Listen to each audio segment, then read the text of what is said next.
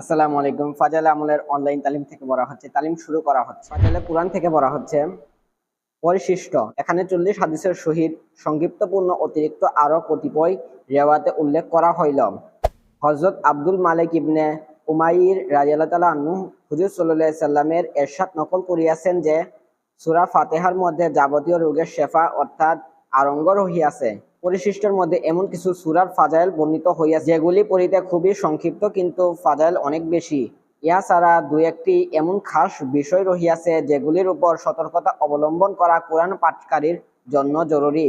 বহু রেওয়াতে সূরা ফাতিহার ফাজাইল বর্ণিত হইয়াছে। এক হাদিসে আসিয়াছে, এক সাহাবী নামাজ পড়িতেছিলেন, হুজুর সাল্লাল্লাহু আলাইহি সাল্লাম তাহাকে ডাকিলেন। তিনি নামাজে রত থাকার কারণে জবাব দিতে পারেন নাই। যখন নামাজ হইতে অবসর হইয়া হাজির হইলেন, তখন হুজুর সাল্লাল্লাহু আলাইহি সাল্লাম জিজ্ঞাসা করিলেন, তুমি আমার ডাকে সাড়া দিলে না কেন? সাহাবী নামাজের ওজর পেশ করিলেন। হুজুর সাল্লাল্লাহু আলাইহি সাল্লাম ইরশাদ করিলেন, তুমি কি কুরআন শরীফের আয়াত পড়ো নাই? হে ঈমানদারগণ, তোমরা আল্লাহ ও তাহার রাসূলের ডাকে সাড়া দিবে যখনই তাহারা তোমাদিকে ডাকিবেন। অতঃপর হুজুর সাল্লাল্লাহু আলাইহি সাল্লাম ইরশাদ করিলেন, আমি কি তোমাকে কুরআন শরীফের সবচেয়ে বড় সূরা অর্থাৎ সর্বোত্তম সূরা বলিয়া দিব? তারপর হুজুর সাল্লাল্লাহু আলাইহি সাল্লাম ইরশাদ করিলেন, ইহা হইল আলহামদু সূরার 7টি আয়াত। ইহা সাবএ মাসিনী ও কুরআনে আজিম। কোন সুফিয়ে একরাম হইতে বর্ণিত আছে যে পূর্ববর্তী সকল আসমানি কিতাব সমূহে যাহা কিছু ছিল তাহা সম্পূর্ণ কালামে পাকে আসিয়া গিয়াছে, আর কালামে পাকে যাহা কিছু আছে ইহা সম্পূর্ণ সূরা ফাতিহায় আসিয়া গিয়াছে, আর যাহা কিছু সূরা ফাতিহায় আছে ইহা বিসমিল্লাহর মধ্যে আসিয়া গিয়েছে, আর বিসমিল্লাহর মধ্যে যাহা কিছু আছে ইহা বিসমিল্লাহ বা অক্ষরের মধ্যে আসিয়া গিয়াছে। ইহার ব্যাখ্যায় বলা হইয়াছে যে এখানে বা হরফটি মিলানোর অর্থে আসিয়াছে, আর সব কিছুর দ্বারা উদ্দেশ্য হইল বান্দাকে আল্লাহ তাআলার সহিত মিলাইয়া দেওয়া। কেউ কেউ আরেকটু অগ্রসর হইয়া বলিয়াছেন যে বা হরফের মধ্যে যা কিছু আছে ইহা তাহার নুক্তার মধ্যে আসিয়া গিয়াছে, অর্থাৎ ওয়াহদানিয়াত বা একত্ববাদ। কারণ পরিভাষার নুক্তা এমন বিন্দুকে বলা হয় যাহা ভাগ করা যায় না। কোন মাশায়েখ হইতে বর্ণিত আছে, এই আয়াতে যাবতীয় দিন ও অনুযায়ী মাকসাদ আসিয়া গিয়াছে। অপর এক হাদিসে হুজুর সাল্লাল্লাহু আলাইহি সাল্লামের ইরশাদ বর্ণিত হইয়াছে যে সেই জাতের কসম যাহার বগজায় আমার জান, সূরা ফাতিহার মতো এইরূপ সূরা আর নাজিল হয় নাই, না তাওরাতে, না ইনজিলে, না জবরে, না অবশিষ্ট কুরআন শরীফে। মাশায়েখগণ লিখিয়াছেন, যদি কেউ সূরা ফাতিহা ঈমান ও ইয়াকিনের সহিত পাঠ করে তবে সকল রোগ হইতে মুক্তি লাভ হয়, চাই দিনী হক বা দুনিয়াবি হক, জাহেরি হক বা বাতিনি হক। ইহা লিখিয়া লটকানো এবং চাটিয়া খাওয়ার রোগ ব্যাধির জন্য উপকারী। সিহা কিতাব সমূহে বর্ণিত হইয়াছে যে সাহাবায়ে একরাম সাপ বিচ্ছু দর্শনের করার লোকের উপর, মৃগী, রোগী ও পাগলের উপর সূরা ফাতিহা পাঠ করিয়া দম করিয়াছেন এবং হুজুর সাল্লাল্লাহু আলাইহি সাল্লাম ইহাকে জায়েজও রাখিয়াছেন। এক রিওয়ায়াতে আসিয়াছে, হুজুর সাল্লাল্লাহু আলাইহি সাল্লাম হযরত সায়েব ইবনে ইয়াজিদ রাদিয়াল্লাহু তাআলা আনহু এর উপর এই সূরা দম করিয়াছেন এবং এই সূরা পড়িয়া মুখের লালা ব্যথা স্থানে লাগাইয়াছেন। অন্য এক রিওয়ায়াতে আসিয়াছে, যদি কোনো ব্যক্তি ঘুমাইবার ইচ্ছায় শয়ন করে এবং সূরা ফাতিহা ও কুল হুয়াল্লাহু আহাদ সূরাটি পড়িয়া নিজের উপর দম করে তবে মৃত্যু ব্যতীত সকল বালা মুসিবত হইতে সে নিরাপদ থাকিবে। এক রিওয়ায়াতে আসিয়াছে, সওয়াবের দিক হইতে সূরা ফাতিহার সমগ্র কোরআন শরীফের 2/3 সমান। এক রিওয়ায়াতে বর্ণিত হইয়াছে, আরশে খাস খানাজা হইতে আমাকে 4টি জিনিস দেওয়া হইয়াছে, অন্য আর কাহাকেও এই খানাজা হইতে কোনো কিছুই দেওয়া হয় নাই। 1 সূরা ফাতিহা, 2 আয়াতুল কুরসি ও সূরা বাকারার শেষ আয়াত সমূহ, 3 সূরা কাউসার। অন্য এক রিওয়ায়াতে হযরত হাসান বসরি রাহমাতুল্লাহ আলাইহি হুজুর সাল্লাল্লাহু আলাইহি সাল্লাম হইতে নকল করিয়াছেন যে ব্যক্তি সূরা ফাতিহা পাঠ করিল সে যেন তাওরাত, ইনজিল, জবর ও কোরআন শরীফ পাঠ করিল।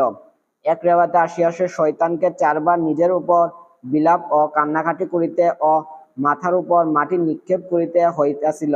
1 যখন তাহার উপর লানত করা হয়, 2 যখন তাহাকে আসমান হইতে জমিনে নিক্ষেপ করা হয়, 3 যখন হুজুর সাল্লাল্লাহু আলাইহি সাল্লাম নবুয়ত লাভ করেন, 4 যখন সূরা ফাতিহা নাজিল হয়।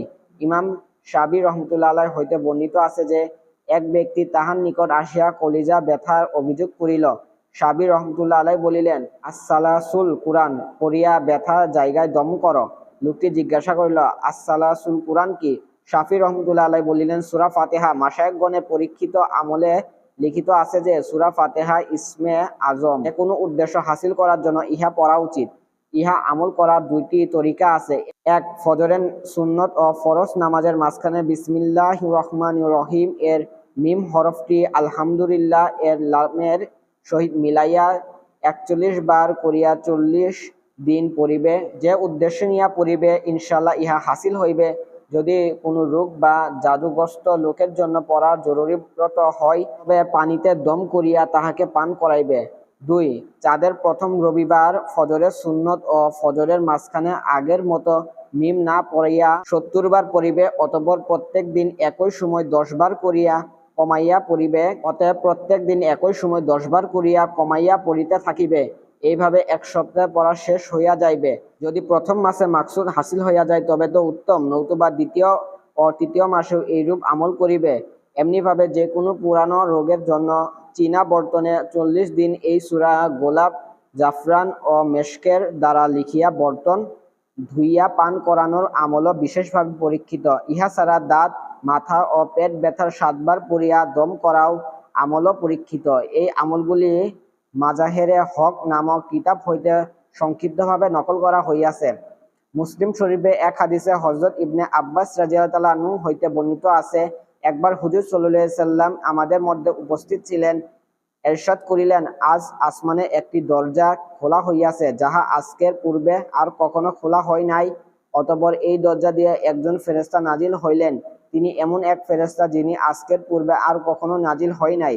অতঃপর এই ফেরেশতা আমাকে বলিলেন, আপনি ২টি নূরের সুসংবাদ গ্রহণ করুন, যাহা আপনার পূর্বে আর কাউকেও দেওয়া হয় নাই।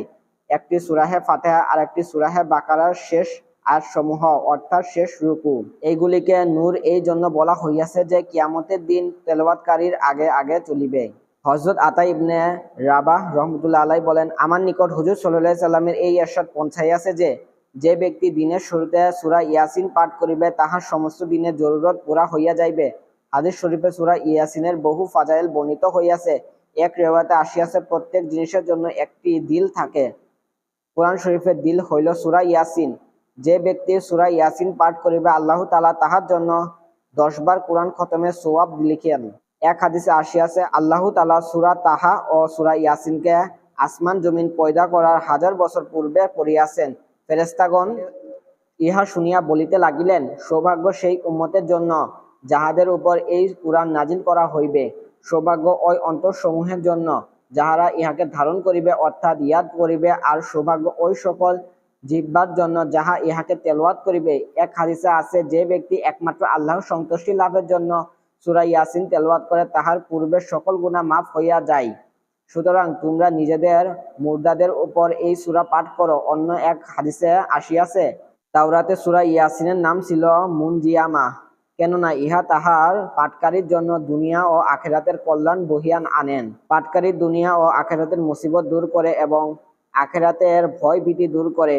এই সূরা আরেক নাম হইল রাফেয়া ও খাফেজা, অর্থাৎ মুমিনদের জন্য মর্যাদা বৃদ্ধিকারী এবং কাফেরদের জন্য লাঞ্ছনাকারী। এক রিওয়ায়াতে আছে, হুজুর সাল্লাল্লাহু আলাইহি সাল্লাম ইরশাদ করিয়াছেন, আমার মন চাই আমার প্রত্যেক উম্মতির মধ্যে সূরা ইয়াসিন থাকুক। অপর এক হাদিসে আছে, যে ব্যক্তি প্রত্যেক রাতে সূরা ইয়াসিন পাঠ করিল অতঃপর মারা গেল, সে ব্যক্তি শহীদ হইয়া মৃত্যুবরণ করিল।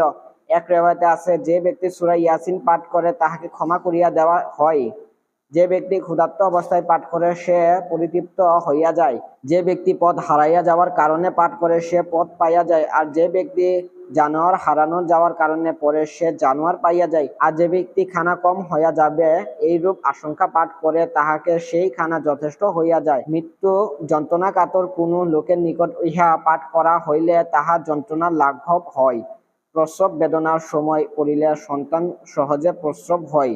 হযরত মুকরি রহমতুল্লাহ আলাইহি বলেন, যদি কোনো বাদশা বা দুশমনের ভয় হয় এবং সূরা ইয়াসিন পাঠ করে তবে ভয় দূরবর্তী হইয়া যায়। এক রিওয়ায়াতে আছে, যে ব্যক্তি জুমার দিন সূরা ইয়াসিন এবং সূরা সাফফাত পড়ে অথবা আল্লাহর নিকট দোয়া করে তাহার দোয়া কবুল হয়। উল্লেখিত আমল সমূহের বেশিরভাগই মুজাহের হক কিতাবে হইতে লওয়া হইয়াছে, কিন্তু কোনো কোনো রিওয়ায়াত সহিহ হওয়ার ব্যাপারে মাশায়েখগণেরও আপত্তি রহিয়াছে।